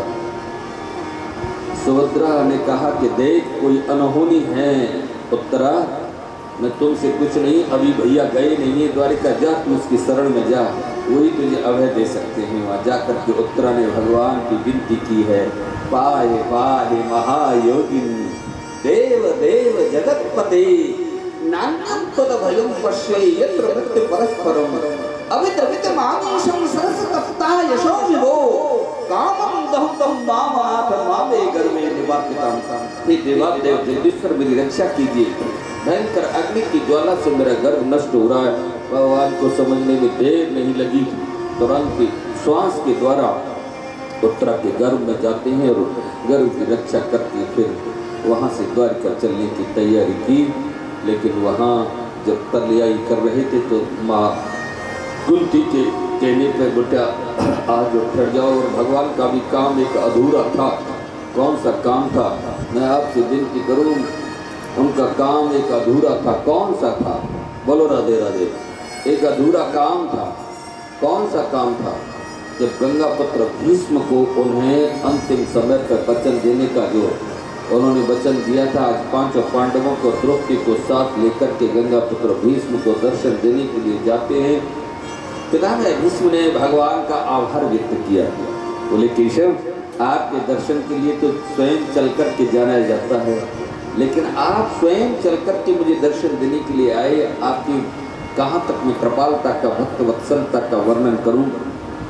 केशव मैं जब आपकी भक्त वत्सलता का स्मरण करता हूँ, आहा मुझे आपकी वो भक्त वत्सलता याद आती है जब मैंने इसी अर्जुन को मारने की प्रतिज्ञा कर ली थी कि या तो मैं कल अर्जुन को मार दूंगा या मैं स्वयं धराशायी हो जाऊंगा। सब लोगों को विश्वास हो गया कि कल अर्जुन का वध होगा, क्योंकि पितामह का धराशायी होना जिनकी इच्छा मृत्यु थी तो संभव ही नहीं था। तो आप इसी द्रौपदी को लेकर के केशव रात्रि वेला में मेरे पास में सौभाग्यवती का आशीष दिलाने के लिए लाए थे। और गोविंद जब ही इसकी पादुकाएं, द्रौपदी की पादुकाएं जब आवाज कर रही थी चलने में, तो उन पादुकाओं को आपने अपनी पीतांबरी में लपेट करके अपने बाजू में छिपा रखा था। जब आप मेरे नेत्रों के सामने आए भगवान, मैंने पादुकाएं तो नहीं लेकिन आपकी पीतांबरी को पहचान लिया था कि ये तो मेरे प्रभु की पीतांबरी है, और समझ गए। और मैंने निर्णय कर लिया था कि भीष्म जिस भक्त की रक्षा के लिए मेरे गोविंद उसकी पादुकाओं को उठाते फिर रहे हैं, उस भक्त को मारने का तुम्हारा कोई अधिकार नहीं बनता। और मैंने स्वयं धराशायी होने का निर्णय भगवान रात्रि में ही ये ले लिया था। आपकी भक्त वत्सलता, आपकी कृपालता, आपकी दयालता का मैं कहाँ तक वर्णन करूं। युधिष्ठिर को भी बहुत ही सुंदर उपदेश किया, बेटा तुम हमारे वंश के प्रदीप हो, बेटा तुम्हारे वंश के सूर्य हो, तुमने जिस सत्य का त्याग, जिस सत्य को जीवन में अपनाया है उस सत्य का त्याग मत कर देना। वंश में कोई एक भक्तात्मा उत्पन्न हो जाता है तो उस वंश की आगे पीछों की जितनी 21 पीढ़ियां भवसागर से पार हो जाती हैं। इस संसार में उसी का जीवन सफल है जो अपने वंश की उन्नति करके जाए। और वंशोन्नति कोई भौतिक संपदा से नहीं होती कि आप 10,000 करोड़ रुपए जोड़ करके वंश के लिए चले गए, आप 1 लाख करोड़ रुपए वंश के लिए नहीं साहब। वंशोन्नति होती है जहाँ आध्यात्मिक संपदा से संपन्न कोई जीवात्मा वंश में उत्पन्न होता है तो उससे वंश उन्नति को प्राप्त होता है। भर्तृहरि ने भी लिखा है कि परिवर्तनशील संसारे हृदय कौवा न जाए थे, सजा तो ये न जाते न या तो वंश समन्वितम। परिवर्तनशील संसार में ऐसा कौन है जो जन्मा है जो मृत्यु को प्राप्त न हो, लेकिन उसी का जन्मना और मरना सफल कहा जाता है। या तो वंश समन्वितम, जो अपने वंश की उन्नति करे। और वंश उन्नति किससे होती है मेरे भाई? वंश उन्नति जहाँ गोविंद से चरणों में, गोविंद के चरणों में प्रेम करने वाला, बोलो राधे राधे, कोई बच्चा उत्पन्न हो जाए, बोलो राधे राधे। ऐसा होता है। ये बच्चा मेरे सामने बैठा है भीमराज, इसकी बात में कह रहा है कैलाश जी से मैंने वृंदावन में कहा वो बच्चा बड़ा भक्तात्मा है। बोले हाँ गुरुजी भक्तात्मा। कैलाश जी ने कहा बहुत प्रशंसा की। बोले वो ऐसे पूरे परिवार में वो बच्चा ऐसा निकल गया है। तो उस देखो सबके हृदय में प्रसन्नता होती है ना। कोई इस भक्ति के पथ पर थोड़ी अग्रणी भूमिका, जो इस पथ पर जिसके कदम जिसके आगे बढ़ने लगते हैं, समाज भी उसको हृदय से आशीष देता है, प्रसन्न होता है कि इसका भक्ति के पथ पर परिवर्तनशील संसारे मृदा कौवा न जाए थे, सजा तो ये न जाते या तो वंश समन्वितम। कहने का अभिप्राय यह है। बहुत कुछ चर्चाएं चली थी, द्रौपदी से भी चली और द्रौपदी से कहा बेटी मैं तेरा गुनाहगार हूँ, मैंने इसलिए नहीं बोला था कि मैंने दुष्ट दुर्योधन का अन्न खाया था, जैसा खाए अन्न ऐसा हो मन। जब द्रौपदी ने कहा था कि पितामह आज तो बड़ी नीति की बातें सूझ रही हैं, उस दिन आपकी नीति कहाँ थी जब मेरा वस्त्र खींच रहा था दुशासन और आप उस सभा में बैठे थे, आप उस सभा के सबसे शक्तिशाली व्यक्ति थे, आप चाहते तो हिम्मत क्या थी दुशासन की, आप क्यों चुप रहे? आपकी नीति कहाँ थी उस समय पे? तो पिता मैंने अंतिम समय पे ये स्वीकार किया बेटी मैं तेरा अपराधी हूँ, लेकिन ये अपराध मुझसे क्यों हुआ? मैंने इस दुष्ट दुर्योधन का अन्न खाया था, जैसा खाएंगे अन्न ऐसा होगा मन, जैसा करेंगे आहार ऐसा होगा व्यवहार। सात्विक आहार किया करना मेरे भैया, जैसा पिएंगे पानी ऐसी होगी वाणी, बोलो राधे राधे। लेकिन हमारे साथ में ये उल्टा होता है साहब। हमारे यहाँ का पानी खारी है ब्रज में ज़्यादातर, लेकिन एक बात बताऊं ब्रजवासियों की वाणी मधुर होती है, बोलो राधे राधे। होती है कि नहीं होती? अब तो हाँ तो करो, अब तुम रिश्तेदार हो, यहाँ से सब दुनिया की बेटियां तुमको लाला करके यहाँ विवाहित कर दिया, बताओ ना इस बात को मानो कि नहीं? मधुर वाणी होती है कि नहीं? कभी कठोर वाणी से सामना नहीं करना पड़ा होगा आपको, निश्चित रूप से ये मधुर वाणी है। और जब तो पानी वहाँ का खारी है, हमारे यहाँ बहुत कम जो है, ऐसा कहते हैं कन्हैया गांव से बाहर जो है कुआं जो होते थे वो मीठे मिलते थे कि पंगट बाहर होगा, गोपियाँ आएंगी, मैं इनसे अटकेलियाँ करूँगा, बोलो राधे राधे। इसीलिए गांव में पानी खारी और गांव से बाहर पानी मीठा, बोलो राधे राधे। आज भी ब्रज में ऐसा मिलता है, बोलो राधे राधे। कथा यहाँ पे चलती है कि इसके बाद में बहुत ही सुंदर ये पावन कथा कि इसके बाद में मैं आपसे निवेदन करूं कि वहाँ भगवान से कहते हैं, बोले पिता मैं भीष्म कहते हैं गोविंद अब इस नाशवान शरीर का मैं त्यागन करना चाहता हूँ, अब आप मेरे नेत्रों के सामने आ जाएंगे। यहीं पर विष्णु सहस्त्र नामावली का पाठ जो होता है ना, वो वही पिता मैं भीष्म ने किया था। सरसैया पर जहाँ लेटे हुए हैं, आप कुरुक्षेत्र गए होंगे, वो स्थान देखा होगा, तो वहाँ पर जो है बस वही विष्णु सहस्त्र नामावली और श्रीमद् भागवत में भी यहाँ पर भीष्म जी की स्तुति जो है सबसे पहले श्रीमद् भागवत में जो स्तुति आती है, भीष्म जी की स्तुति आती है। भक्त्या विश्य मनोविष्मिन् वाचायं नाम कीर्तयन् यजन्य कलेवरम योगी मुच्यते काम कर्म भी सदैव देवो भगवान प्रतीक्षराम। मैं आपके चरणों में विनती करूं, भगवान को सामने करके गोविंद मैं आपकी कृपालता, मैं भक्त वत्सलता दयालता का कहाँ तक वर्णन करूं गोविंद। एक वर्ज मेरी सुन लो दिलदार कन्हैया, एक वर्ज मेरी सुन लो दिलदार कन्हैया, कर दो धन की नैया भव पार कन्हैया।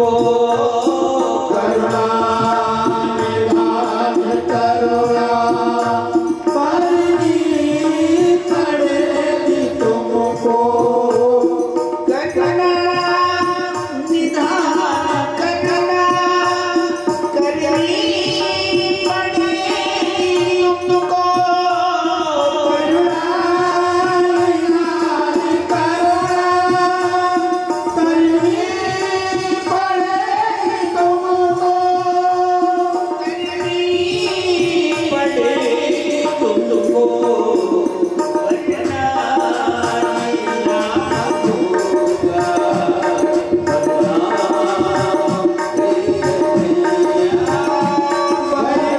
ना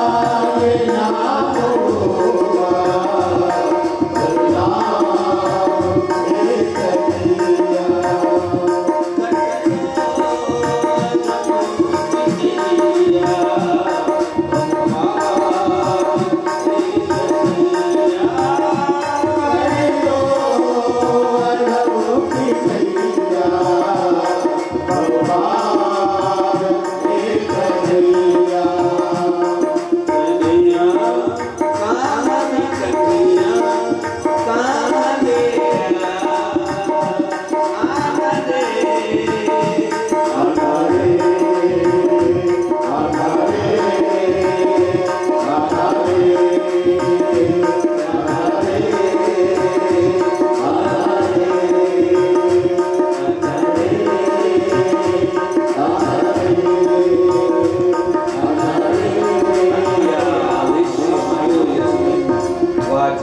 नाम कीर्तन तजन कलेवरम योगी मुच्यते काम कर्मभि सदैव देवो भगवान उत्तम। ऐसा कहकर के भगवान ने वहाँ पर प्राणों का त्याग उन्होंने पिता में भीष्म ने अपने प्राणों का त्यागन किया था मेरे भाई।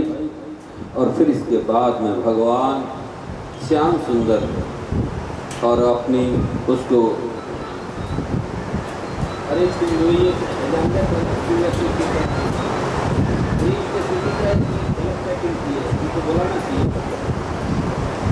इसके बाद में कथा ये चलती है। मैं आपकी एक बात कहूँ मेरे भाई कि वहाँ स्वयं भगवान श्याम सुंदर अपने रथ को बड़ी आतुरता के साथ में सजा करके थोड़ा आतुरता के साथ में सजा करके, और मैं आपसे इतना कहता हूँ जब द्वारिका चलने की तैयारी करते हैं तो उनकी आतुरता को माँ कुंती भांप गई, समझ गई। भांपना समझ संस्कृत अनुमान लगा गई। बोले कि मैं भांप लिया, मैंने ऐसे कहते हैं अनुमान बोलो शब्दावली का सब लोग जानते हैं। बोले कि ठीक है, समझ गई कि अब कृष्ण जा रहे हैं, अब लौट करके नहीं आए। और ये सच भी था। माँ कुंती का जो अनुमान कैसे गलत हो सकता है। माँ कुंती कोई साधारण माँ नहीं थी। कुंती माँ पंचकन्याओं में थी और ऐसा कृष्ण प्रेम करने वाली माँ मैंने तो कोई ऐसा सुना नहीं मेरे भाई। क्योंकि मैंने माँ कुंती के चरित्र में ये पढ़ा है। जब अर्जुन ने आकर के लौट करके कहा था ना द्वारिका से कि माँ भगवान श्याम सुंदर का स्वधाम गमन हो गया, तो कुंती माँ ने उसी क्षण उसी पल अपने प्राणों का त्यागन कर दिया था। ऐसा कृष्ण प्रेम करने वाली वो माँ कुंती भगवान की आतुरता, रथ को सजाने की आतुरता से ही समझ गई कि अब कन्हैया नहीं आएंगे, अब इनका अंतिम आना है। रथ के सामने खड़ी हो जाती है। बेटा कृष्ण, बोले हाँ बुआ, अपनी बुआ को कुछ दे करके नहीं जाओगे मेरे लाल? अरे बोले बुआ जो मांगो सो देने के लिए तैयार हूँ, तुम कहो तो सही क्या मांगती हो। माँ कुंती ने क्या मांगा था ये पूरा विश्व जानता है, लेकिन क्यों मांगा था इसे बहुत कम लोग जानते हैं मेरे भाई। कुंती ने कहा, बोले कन्हैया विपदः संतनः शश्वत तत्र तत्र जगत गुरु। हे जगत गुरु कृष्ण, तेरी कुंती बुआ को पग पग पर दुख मिले विपत्ति मिले, विपदः संतनः शश्वत तत्र तत्र जगत। इतना सुनना हुआ कि भगवान श्याम सुंदर ने कहा, क्या कहा हुआ? विपत्ति मिले? बोले हाँ कृष्ण। एकदम से भाव में होकर के भगवान श्याम सुंदर कहने लगे, बुआ तुमने जीवन में इतने दुख उठाए हैं बुआ, उन सब दुखों का साक्षी, उन विपत्तियों का साक्षी मैं रहा हूं बुआ। युवावस्था में तुम वैधव्य को प्राप्त हो गई थी, बच्चे तुम्हारे जंगलों में मारे मारे फिरते रहे, कितनी विपत्तियों का सामना तुमने जीवन में किया हुआ। क्यों फिर विपत्ति? क्या तुम्हारा विपत्ति, क्या तुम्हारा दुखों से पेट भरा नहीं हुआ? संसार में कौन दुख मांगता है? सब सुख की चाहत लेकर के जीते हैं, और जरा सी भी विपत्ति आ जाती है तो एकदम से मेरी मान्यता का व्यक्ति त्याग कर देता है, लेकिन वो दुख सहना नहीं चाहता है। तुम क्यों दुख मांग रही हो बुआ? मुझे बताओ ना। भगवान भाव में होकर के माँ कुंती को, अपनी बुआ को अपने हृदय से लगा लेते। ऐसी भाव व्यवस्था को देख करके माँ कुंती एकदम से अपने श्याम सुंदर के, अपने भतीजे के पीठ पर हाथ से सहलाते हुए, पीठ को सहलाते हुए कहती है, नहीं नहीं कन्हैया, मैंने क्यों विपत्ति मांगी है बेटा, इसका अभिप्राय भी तो सुनते चले जाओ। तुम सच कहते हो कन्हैया कि मैंने जीवन में बहुत दुख उठाए हरे कृष्ण, लेकिन उन दुखों से मैंने एक शिक्षा प्राप्त की है कन्हैया। जब जब मुझ पर विपत्ति पड़ती थी मैं तुम्हारी याद करती थी, और ये मेरे जीवन का अनुभव है। जब मैं तुम्हारी याद करती थी न कृष्ण, तो तुरंत तुम्हारा दर्शन मुझे हो जाता था, और तेरे दर्शन मात्र से वो विपत्ति नहीं रहती थी रे कन्हैया। ये मेरे जीवन का अनुभव है। लेकिन आज जिस प्रकार से तुम रथ को आतुरता के साथ में सजा करके जब जा रहे हो ना, तेरी कुंती बुआ के हृदय में ये शंका हो गई है रे कन्हैया कि अब उसका कृष्ण कभी लौटेगा नहीं। मैंने विपत्ति तुमसे क्यों मांगी है? तुम्हारी कुंती बुआ का अपने कृष्ण पर, अपने कन्हैया पर ये भरोसा है। हाँ, इसे अपनी सुंदरता पर बड़ा अभिमान था। सबसे छोटा भैया सहदेव गिरा है। बोले भैया मातृनंदन सहदेव गिर गया है भैया। आप जिसको प्यार से सहदेवा कहकर के पुकारते थे, बोले इसे अपने पांडित्य पर, विद्वत्ता पर बड़ा अभिमान था, नहीं दे दूंगा। वो तो आसक्ति का त्यागन करते जा रहे थे ना। नकुल गिरा है भैया आपका नकुल। बोले इसे अपने घोड़ों की चाल चलाने पर बड़ा अभिमान था। अर्जुन गिरा है। बोले भैया आपका गांडी। बोले इसे अपने गांडी पर बड़ा अभिमान था। अंत में भीम गिरा है। बोले भैया गदाधारी भीम को एक बार देख ले। नहीं देखूंगा भीम, तुझे गदा पे बड़ा अभिमान था। चलते चले जा रहे हैं और हिमालय की चोटियों पर एक कुत्ता उनके साथ में पहले से चला था। जब दिव्य भगवान उनको लेने के लिए आए, नरो व कुंजर की सत्य में झूठ बोलने के कारण एक उंगली उनकी गल गई थी। मैं आपसे निवेदन करूं, फिर इसके बाद में कथा ये चलती है कि जब दिव्य भगवान उनको लेने के लिए आए थे तो उन्होंने कहा इस कुत्ते को बिठाओ। देवदूतों से कहा, बोले कि रायन, ऋषि महाराज से देवदूतों ने कहा, रायन ये व्यवस्था का प्रश्न है।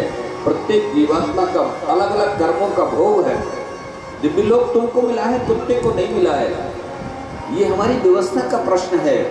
बोले जब आपकी ये व्यवस्था का प्रश्न है तो मेरी भी व्यवस्था का प्रश्न है। आप अपने विमान को वापस ले जाइए, दिव्य विमान को।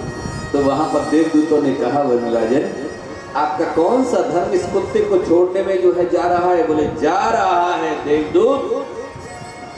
बोले कैसे? बोले कि मेरा कुटुंब छूटा, परिवार छूटा, पत्नी छूटी, बच्चे छूटे, भाई छूटे, कोई भी मेरा साथ देने तक, यहां तक मेरा साथ देने के लिए नहीं आया। ये कुत्ता मेरे साथ में वहां से चला है और यहाँ तक अभी तक मेरे साथ में है। मेरा धर्म नहीं कहता है कि मैं कुत्ते को छोड़ करके अकेला दिव्य लोक की प्राप्ति करूं। तो फिर कुत्ते में से स्वयं धर्मराज प्रकट होते हैं, बेटा मैं तो तेरी परीक्षा कर रहा था। फिर वो दिव्य लोक की प्राप्ति कर, उनकी 3 बार परीक्षा हुई थी। एक बार वन पर्व में, वहां पर यक्ष युधिष्ठिर संवाद, एक यहाँ और एक स्वर्ग में हुई थी। खैर इस प्रकार से ये यात्रा तप्ति अनो तृप्ति विशुद्ध दशना परे तस्मिन् नारायण पदो एकांत मति योगदम। फिर इसके बाद में कथा की चलती है। मेरे भाई परीक्षित को राज्य मिल गया था, परीक्षित के राज्य में, लेकिन उसी समय पे कलयुग का आगमन होता है। कलयुग के आगमन से राजा परीक्षित जो है दुखी हो जाता है कि मेरे राज्य में धर्मात्मा, पुण्यात्मा, साधु, ब्राह्मण ये सब दुखी हो जाएंगे। उन्होंने कहा चलो मैं दिग्विजय के लिए निकलता हूँ, जहाँ भी मुझे कलयुग मिलेगा मैं उसे मार दूंगा।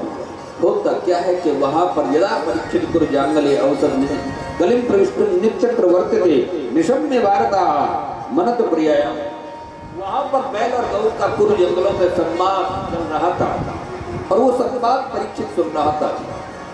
धर्म रूपी बैल और गौ रूपी पृथ्वी परस्पर आपस में संवाद कर रहे थे। पादे में नुन्ने सोचसी वेक पाद आत्मानम वाय प्रसलई भोर क्षमाणम आहो सुरागी निहति अति भागा।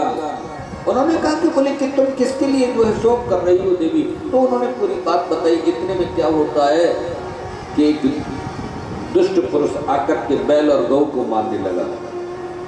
10 मिनट और ठहरो, बात मत करो, 5 मिनट ठहर जाओ बेटा, 5 मिनट ठहर जाओ। मैं समझ रहा हूँ 5 बज गए, लेकिन आज देरी से कथा प्रारंभ हुई और कल से कथा समय से हो जाए करेगी, 2 बजे आ जाए करना। ये मत सोचना कि महाराज जी तो कल 3 बजे आए। आज पहला दिन होता है, सारी व्यवस्थाएं पहले दिन व्यवस्थित करनी होती है। बोलो राधे राधे। अब सब व्यवस्था हो जाएगा। हाँ अब व्यवस्थित हो गया, अब समय से आना, समय से तुमको छोड़ा करेंगे। कोई 10-20 मिनट इधर उधर हो जाए कोई बात नहीं, 10-20 मिनट तो हो जाता है, चलता है, क्योंकि इसमें कोई घड़ी निर्धारित नहीं है, घड़ी निर्धारित नहीं है। सत्संग की घड़ियां, बोलो राधे राधे, ये किसी के बंधन में नहीं रहता है सत्संग, पता नहीं कब चलता है। हाँ ये थोड़ी कि भाई अब 5 तो 5 ही है, अब ठीक है 5 में 5:15 हो जाए, कोई बात नहीं। तो यहाँ पर होता क्या है कि वहाँ पर चलता है। तो उन्होंने पहचान लिया कि यही कलयुग है। उन्होंने ठहर जा दुष्ट, मैं तुझे छोड़ूंगा नहीं। कलयुग तुरंत जैसे ही शरणागत हो जाता है, जैसे ही राजा का आक्रोश देखा कि अब ये मारे बिना नहीं छोड़ेगा, तुरंत ही बोले कि मुझे आप ऐसा मत समझो, भगवत में इतना बुरा नहीं हूँ राजन। बहुत से लोग कहते हैं महाराज ये कलयुग है, कौन कथा सुने, सब बातों में मन लगता है, भगवान की कथा में मन नहीं लगता। भगवान की कथा में तो लगता है 5 कब बजे, बोलो राधे राधे, हैं कब 5 बजे, ठीक है चिंता मत करो, 5 भी बज गए और कथा भी अब थोड़ी 2 मिनट में विश्राम ले रही, लेकिन सुन लो। लेकिन उन्होंने कहा कलयुग, बोले कि मेरे, उन्होंने कहा भगवान में इतना बुरा नहीं हूँ राजन, कलयुग सब युग आन नहीं, जो नर कर विश्वास और गाय राम गुण गण केवल भव कर विनय प्रयास। कलयुग योग यज्ञ नहीं ज्ञाना, एक आधार राम गुण गाना। कलयुग की कितनी महिमा है। और कलिकर एक पुनीत प्रतापा, मानस पुण्य होए नहीं पापा। मन से सोचा हुआ पुण्य मिल जाए लेकिन पाप नहीं, बोलो राधे राधे, नहीं लगता है, मन सा पाप नहीं लगता है, पुण्य मिल जाता है, बोलो राधे राधे। तो उन्होंने कहा ठीक है मैं मेरे राज्य को छोड़ करके चला जा, मैं तुझे छोड़ दूंगा। राजन में जाऊं तो जाऊं कहाँ, पूरी पृथ्वी पर तो तुम्हारा राज्य है, दिग्विजय करने के लिए निकले थे परीक्षित। तो फिर उनको 4 स्थान दिए। अब व्यवस्थित स्पदा तस्मयी स्थानानि कलिये ददौ धूतम प्राण स्त्री सुना यत्रा धर्म से तो द्यूत क्रीड़ा जुआ, इसमें असत्य होता है, इसमें कलियुग का वास है। मदपान, इसमें मदपान, इसमें मद होता है, इसमें कलियुग का वास है। पर स्त्री संग इसमें आसक्ति होती है, इसमें कलियुग का वास है। हिंसा, इसमें निर्दयता है, इसमें कलियुग का वास है। और 5वां स्थान अनियमितता से प्राप्त स्वर्ण में दे दिया। और एक बात मैं आपके चरणों में विनती करूं, जिस राजा परीक्षित ने स्वर्ण में स्थान दिया था, वही राजा परीक्षित भूल जाते हैं सोने का मुकुट अपने सर पर रख करके और शिकार खेलने के लिए जाते हैं। अनियमितता से प्राप्त स्वर्ण की बात करें तो ऐसा कहते हैं कि वो मुकुट जरासंध का था। जहां राजाओं के मुकुट जीत करके एक कक्ष में बंद थे। आज मुकुट बहुत गजब का था, जिसमें हीरा मणिमाणिक पन्ना जड़े हुए थे। ऐसे मुकुट पर राजा का मन जो है ललचा गया और उसको धारण करके शिकार खेलने के लिए जाता है। प्यास लगती है, समीप ऋषि के आश्रम में जो है, मैं आपसे कहता हूँ, पानी मांगता है, लेकिन पानी समीप ऋषि के आश्रम में मांगता है। समीप समाधि में थे। आज राजा को, क्योंकि वो कलयुग सवार था, इसलिए तुरंत जो है मरा हुआ सर्प अपने बाण की फलक से लेकर के उनके गले में डाल दिया समीप ऋषि के, और वहां से बाहर निकलने लगा। समीप ऋषि के पुत्र श्रृंगी आश्रम में प्रवेश कर रहे थे। उन्होंने परीक्षित को जाते हुए देखा और फिर अपने पिता के गले में मरा हुआ सर्प देखा। उन्होंने कहा, अरे राजा, तूने मेरे पिता का अपमान करके मर्यादा का उल्लंघन किया है। इत लंघित मर्यादा तक्षक हो सकते हनी दक्षिणी कुलांगारम मोदतो में तत्रोम। हे कुलांगार परीक्षित, तूने मेरे पिता का अपमान करके मर्यादा का उल्लंघन किया है। अतः आज से मेरी प्रेरणा से, आज से 7वें दिन तुझे तक्षक डस लेगा। इतना कहकर के श्राप दे करके और जोर से दहाड़ मार करके वो श्रृंगी रोने लगा। पितरम दीक्षित दुखार्तो मुक्त कंठो रोदो, मुक्त कंठ से रोने लगा। इधर जो है राजा परीक्षित जब अपने राज्य में पहुंचते हैं और जैसे ही राजमुकुट को जैसे ही उतारा, तुरंत उन्हें अपनी गलती का भान हो गया। अहो मया नीच मनार्तवत कृतम निरागसी ब्रह्मणि गूढ़ तेजसी ध्रुवम ततो में कृतदेव हिलना। अरे, मैंने ब्राह्मण का अपराध किया है, कोई घोर विपत्ति अवश्य मुझ पर जल्दी से आएगी। और ऐसा वो विचार कर रहे थे। इधर क्या है कि वो आंखें खुलती हैं समीप ऋषि की, तो उन्होंने कहा, क्यों रोते हो? बोले, पिताजी, गले की तरफ इशारा किया, गले की तरफ। अरे, ये मरा हुआ सर्प किसने डाल दिया? बोले, पिताजी, परीक्षित ने। परीक्षित तो बेटा बड़ा धर्मात्मा पुण्यात्मा राजा है, लेकिन कोई गलती हो गई होगी। लेकिन तुमने तो उससे कुछ नहीं कहा। बोले, पिताजी, मैंने तो उसको श्राप दे दिया है। बोले, क्या? कि आज से 7वें दिन उसे तक्षक डस लेगा। ओहो!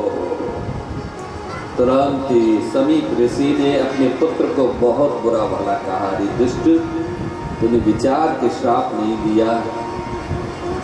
ऐसे धर्मात्मा पुण्यात्मा राजा के बिना प्रजा दुखी हो जाएगी, और जो प्रजा दुखी रहेगी तो उसका अपराध हमको भी लगेगा।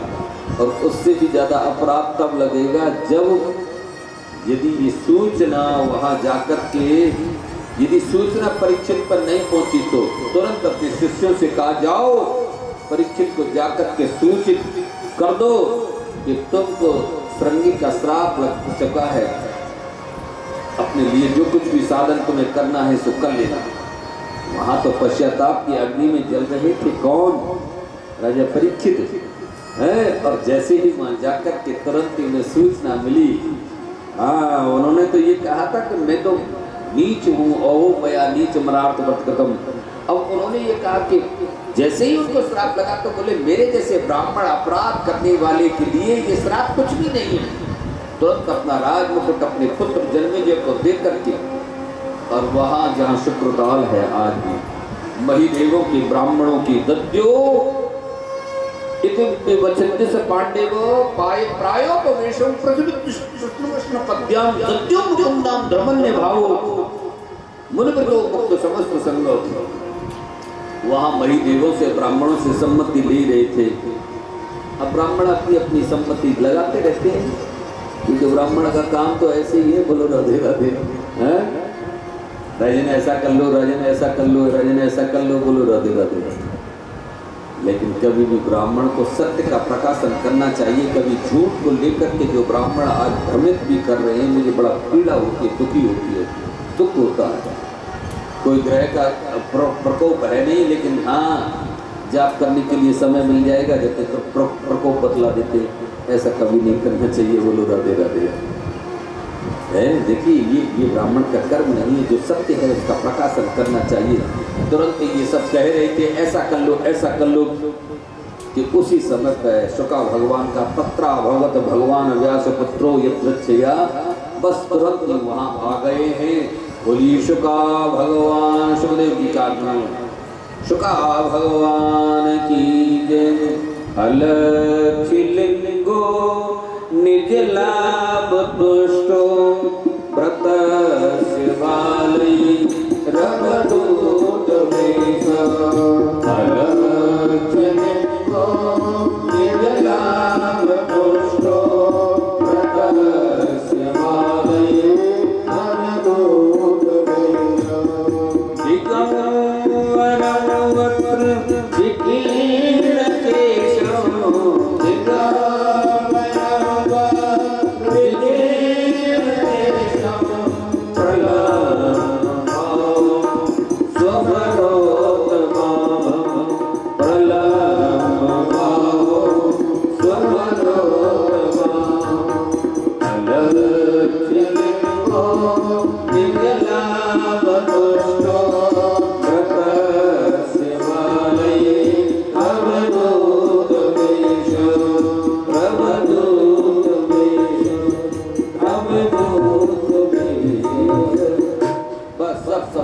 को देख करके खड़ा हो गया था।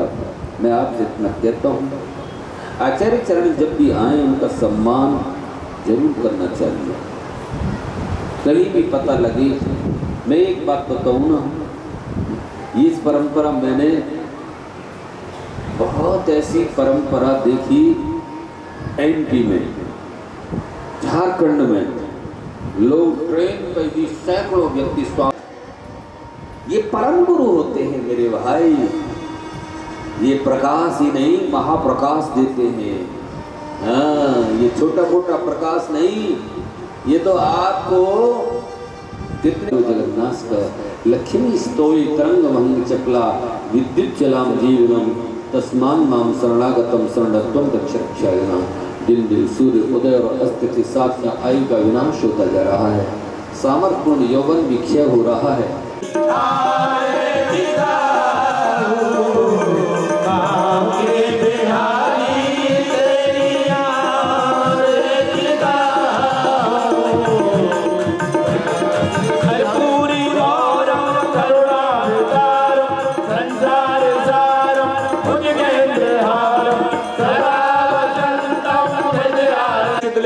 पुष्पे देवादिवदनम आरोग्यार्थे आत्मादिवदनम देवादिवदनम स्तो प्रक्षाल्य मंत्र पुष्पाणि आने धर्माने प्रतापान्या सन्ना हे अजातम महिमान सदंतत्र पूर्वे सात्या सन्ति देवा हरि ओम एकदंताय विद्महे वक्रतुंडाय धीमहि तन्नो दन्ति प्रचोदयात्। हरि ओम नारायणाय विद्महे वासुदेवाय धीमहि तन्नो विष्णु प्रचोदयात्। हरि ओम महालक्ष्मै च विद्महे विष्णुपत्न्यै च धीमहि तन्नो लक्ष्मी प्रचोदयात्। मंत्रपुष्पांजलि समर्पयामि। बोलो भागवत भगवान की जय। बोलो श्री सुखदेव जी महाराज की जय। बोलो श्री व्यास भगवान की जय। बोलो श्री गोविंद देव जी महाराज की जय। बोलो सतगुरुदेव भगवान की जय। बोलो आज के आनंद की जय। जय जय श्री राधे, जय जय श्री राधे श्याम। सभी प्रेम से आरती लेते हुए और प्रसाद लेते हुए सभी पधारेंगे। पुनः कल 2 बजे दोपहर को पुनः आएंगे। जय जय श्री राधे। कथा का समय है वो 2 बजे से है।